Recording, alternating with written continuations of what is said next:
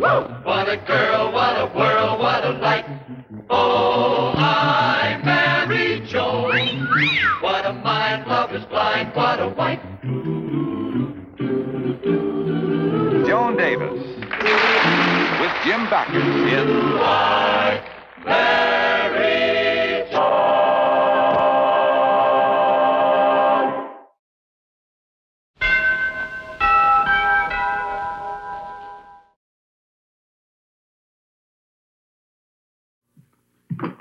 Good morning, Joni. Hello. Hello. You know, Joni, I was thinking about that opinion I'm writing on Smith versus Parchment, and a new angle came to me about caveat emptor. You see, Joan... Joan, may I inquire what is so absorbing? The Blonde Bandit. She struck again. What for? Better pay? The police acknowledge themselves completely baffled. They think she might be a thrill bandit. By day, the bored wife of a businessman who thinks only of money. By night, a prowling tiger. Joan, doesn't it mean anything to you that I'm trying to tell you something that is pretty important to me? Well, of course it does, dear. Some wives might even consider a judge's job fairly interesting. Well, I am interested, dear, in everything that you do. I think your job is just about one of the most fascinating things that I've seen in the... Joan, will you get me some hot coffee, please? And do you mind if I take the paper? Joan, listen to this. In answer to charges that he had deserted his wife after 23 years of marriage, Homer Cathcart told the court yesterday that his wife Imogene and he had no common interest. What a shame.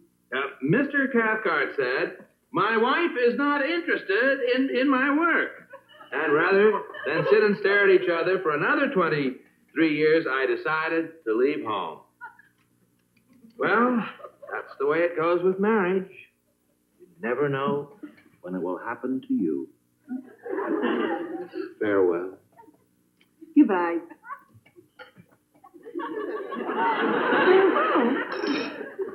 Farewell. Bradley, what did you mean, Bradley! Oh, honey, I've been wanting to ask you, could I come down and visit you in your court this morning? Because I'm awfully interested in what goes on in your court. So, can I come down, huh? Well, of course, Joni. Oh, thank you, dear. Brad? Yes? The suitcase. The lock is broken. Have to have it fixed. Goodbye. I wonder if he's smarter than I am. Now, you understand, Mr. Slattery, in waiving the right of trial by jury, you give me latitude in asking questions. Oh, sure. Ask me anything, Judge. Now, the night the safe was blown at the Palace Theater, just where were you, Mr. Slattery? I refuse to answer. I stand on the Fifth Amendment. Where did you get the money to buy your wife a new fur coat? I stand on the Fifth Amendment. Oh, what do you think of the judge,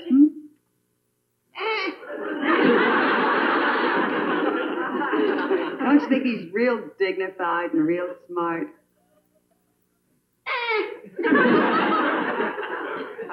Well, of course, if you knew him, I mean really knew him. He's a judge, ain't he? You know one, you know 'em all. Of course, I'm not one to brag, but as long as you ask me, I'm Mrs. Judge Bradley Stevens. That's your husband up there? That's right, the one on the left. That's my husband, the one on the right. Well, Mrs. Rocky Slattery, so happy to know you. And now, if you'll excuse me, I'd like to get a cup of coffee. Gee, I'm sorry, but don't you worry about your husband, because my husband is very fair. Fair. Some fair. Them judges is all alike. Poor Rocky. No, you just don't understand it. Listen, do you mind if I join you for coffee? Why not? It's a free country. Go So like I've been saying, all I know is he wants to send my poor Rocky up. A nice, kind man wouldn't do a nasty thing like that. Well, that's because he doesn't understand Rocky like we do. Nobody's told him. Now, if you were to talk to him like you talk to me... Talk to him? How am I going to talk to him? I was a witness for Rocky, but he wouldn't listen. Them judges never listen to nobody. Listen, you come to dinner tonight, and we'll both talk to him. Oh, swell, honey. Oh, well, we better get back to court. Yeah. Hiya, Joni. Welcome home, my girl, yeah. Come here, darling. I want you to meet... Mrs. Slattery, what are you doing here? I stand on the Fifth Amendment. Brad, Mrs. Slattery's husband has such an honest face Joan. that I thought, and dogs love him, and kids, oh... Joan, when a judge has a verdict under advisement, to discuss it with anyone is prejudicial error, and he might be forced to disqualify himself. So I positively cannot discuss with either one of you any of the details. What did I tell you? Any of the details involving your husband's case, Mrs. Slattery. I invited Mrs. Slattery to dinner. Then I suggest that we eat. Mrs. Slattery? Thanks. The judge?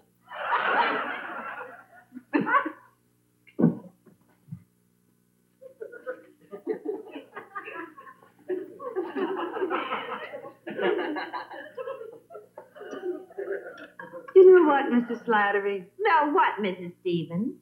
I was reading the other day, Mrs. Slattery. What were you reading the other day, Mrs. Stevens?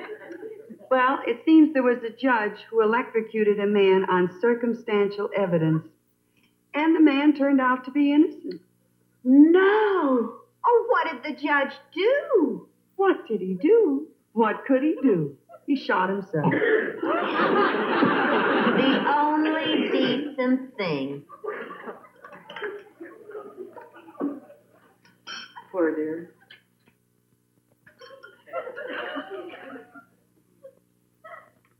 I think I better send in the heavy artillery.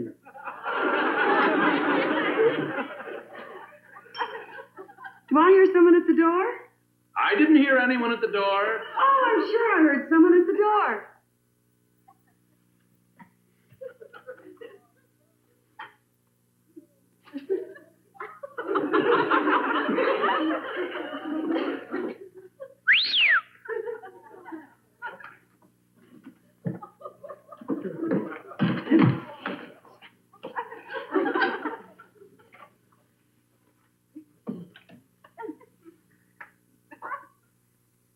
Dear Mother, when are you coming home to give us our meager meal of milk and crackers? Snake, kid, your mother's over there.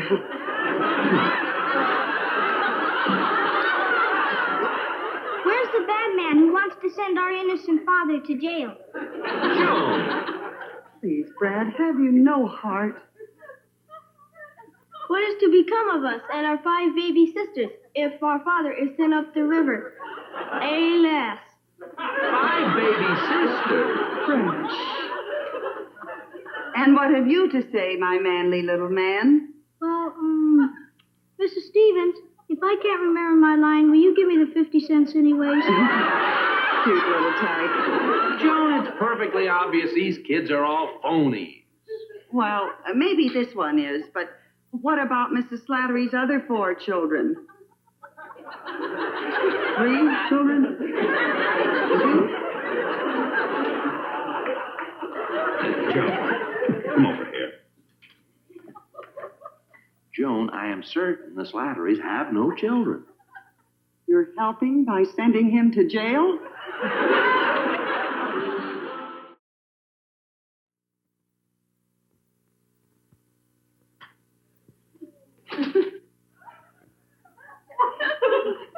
Gee, I wonder if I can make Brad think I might be the Blonde Bandit. Just with circumstantial evidence. He's pretty smart. But I've got to make him believe it. Otherwise, he may send Rocky to prison. An innocent man. And Brad'd never get over it. Not with his conscience.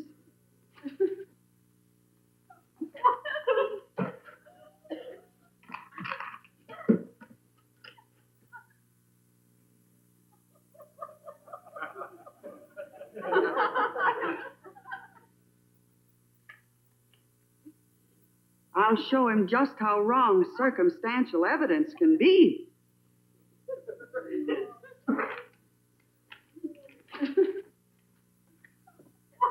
Hello, Joni. Oh, hello, dear. Lunch is all ready for you. Sit right down. Thought you might like to read the paper while you were eating. Oh, thank you, dear. See anything interesting? No? Brad, the headlines. Blonde Bandit still at large. She could be anybody, even the wife of a judge. All they'd need to prove who she is some circumstantial evidence. Joan, please. All right. Go and eat your lunch, dear. Oh, Sam, I've got a surprise for you. After you finish your lunch, be sure and smoke a cigar. I got some new ones.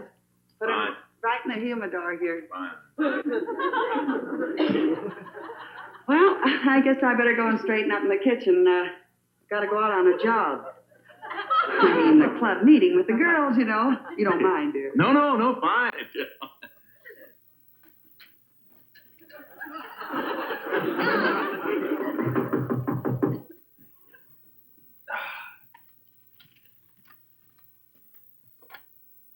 Oh, Joe. Sorry to bother you at home, Judge Stevens. Yeah, well, what's up? Well, we have to get this bench warrant out right away. We have to pick up a character before we can leave town. Oh, well, make yourself comfortable. Here, you want to read the paper? Oh, thanks, Judge. What do you think of this Blonde Bandit stuff? Oh, that's newspaper stuff. I'd sure like to capture her. $5,000 reward, dead or alive. Could be some society dame, huh? No, Joe, I doubt it. Listen, I'll fix this up in my study, and I'll be right back. No hurry, Judge. Take your time.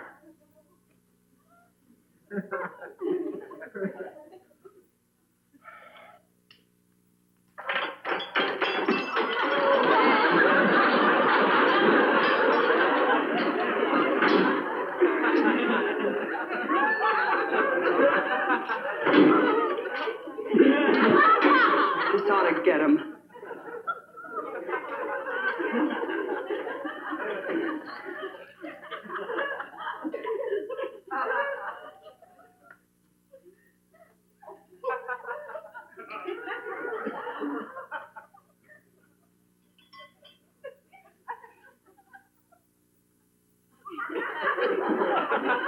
Hey, do you know what happened to the... The Blonde Bandit. No, I'm not the Blonde Bandit. Oh, you're the Blonde Bandit. No, honest, I'm not. There's a $5,000 reward for you, dead or alive, and it's all mine. See, it's not me. Don't try to get away. Shoot! Say, Joe, what's going on here? Judge, out of my way. What? It's the Blonde Bandit. The Blonde that Bandit. wasn't the Blonde Bandit. That was my wife. Your what? Yes. Wait a minute. Is this the Blonde Bandit? Yeah, that's her. Well, that's my blonde maniac. I don't get it, Judge. Well, don't try to, Joe. Trying to understand my wife is you have to have a 4-year course. She was just playing a game with her. A game? Yes, a game called Circumstantial Evidence. Oh, Judge, this is no laughing matter. I might have shot her. Oh, shot her. Say, Joe, this is terrible. It's time I really taught her a lesson about those schemes of hers. Joe, do you know Fancy Farney? Fancy Farney. Sure, the fellow you put on parole. Yeah.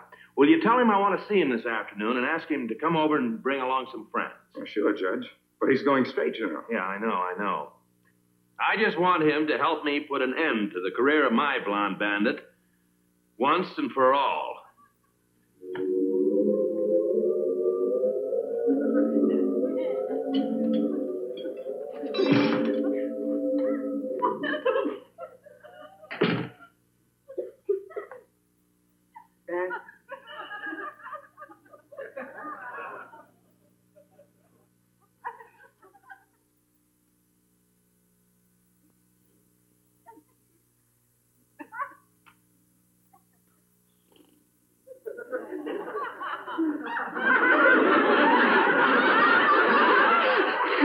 Who are you?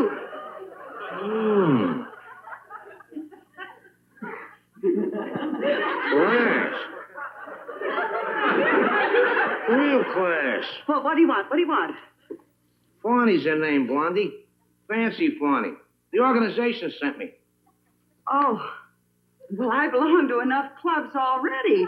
Believe me, with the dues now, It ain't that kind of an organization. The boys don't like you working alone. We got a closed shop in this town. If you want to work, you gotta belong to the organization. Oh, you've made a horrible mistake. No mistake. But what about it, Blondie? Are you gonna cooperate? Let me explain. I'm not the Blonde Bandit. I'm just a housewife. Just a happy little housewife. Happy. Oh, yeah? Mr. Fancy, you don't understand. Now, look, here's the first thing the organization wants. Half of that hot ice you got stashed away here. Oh, is that what you want? Well, listen, these aren't real jewels. They're just paste. Don't give me that, sister. The Blonde Bandit ain't hoisting no phony ice. Eh? No, she ain't. I'll tell you what, Fancy. If I split half of the jewels with you, will you leave then? Will you? Will you go? Well, for the time being, anyhow. Okay. Now, here's the necklace for you. And a necklace for me.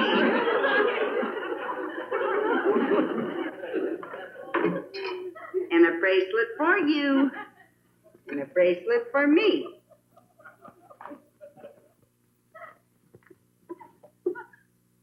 And a tiara for you. And a tiara for me.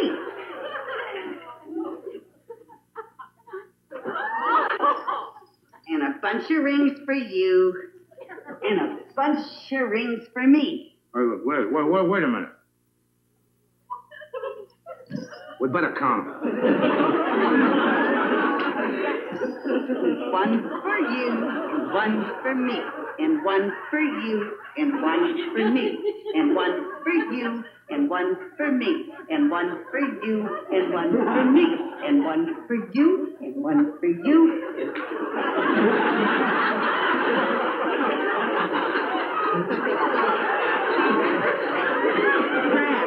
So. I know how this And looks. I thought you were making believe that you were the Blonde Bandit. There was another one of your schemes. But this... Oh, Brad, listen to... And you for it. You realize that you're breaking parole? Yeah, but who's going to tell on me? Not you. Because if you tell on me, I'll tell on her. Why, this is blackmail. Yes, Your Honor. Oh, just can't believe it. But you win. With my wife a crook. Brad, I'm not a crook. I'm not. Now, you must... Oh, now listen, you stop being I'm silly. I not. can't I'm wait. telling you. Wait out. Both of you. If there's anything that makes me nervous, it's a family spat. I'll see you around.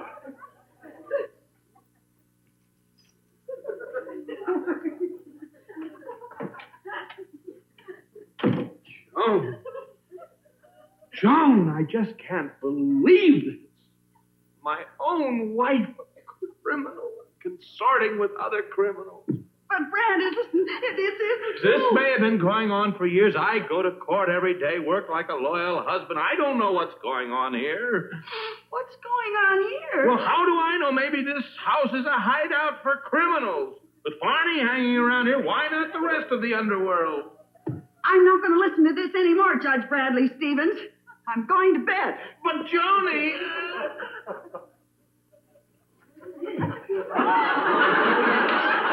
Say, am I glad you're in the organization now, sister. What a spot to run a still in without the cops butting in. Hey, take your shoes off, sister. There's a load of grapes in the bathtub that needs trampling.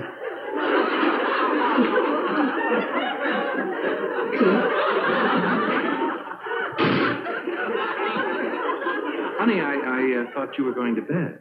I'm not sleepy anymore, Brad. I changed my mind. Look, I'm just wide awake. Oh, look, honey, I'm sorry I was so hard on you. I really didn't mean it when I said this was probably a hangout for the underworld. My little girl couldn't be a criminal, so just forget all about it, huh?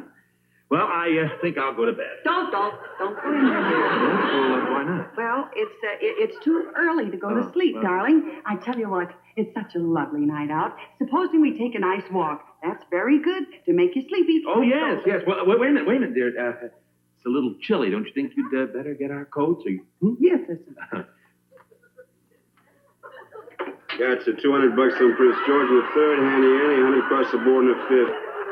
Oh, my gosh. Gotcha, lady. Oh, my gosh, in the fourth. How do you want to bet it?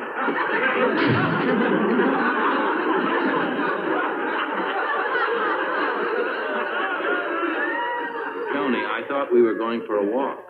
Yes. Let's get out of here. Let's go for a walk. What about our coats? Oh, it's so balmy. Who needs coats? Come on, dear. I've been waiting for you to brush the old man. What's wrong, Joan? Well, it's too cold. Let's not go out this way. Let's go out the back way. It's warmer out the back way? Southern exposure. Behaving very strangely. What's up? Gentlemen, place your bets. Around and round she goes. And it's black 22. Black wins again. Joan, will you explain this? And around she goes. Brad, will you do me a favor? What? Put $2 on red while I try to figure this thing out. I just can't get over you cooking up this whole thing just to teach me a lesson. That's right, Joan, I did. Ah, but you didn't teach me a lesson. I taught you one. Huh? Well, I set out to prove that circumstantial evidence can make even an innocent person look guilty, right? Right, but... And all you did was make me look even guiltier.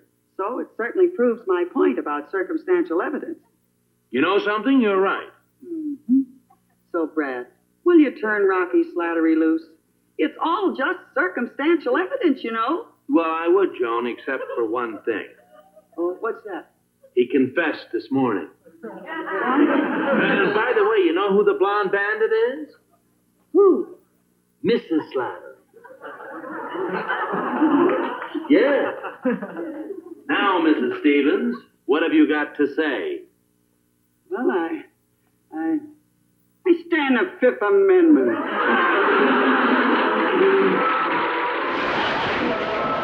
I married Joan. What a girl, what a world, what a life. Oh, I married Joan. What a mind, love is blind, what a wife. He and gay all day she keeps my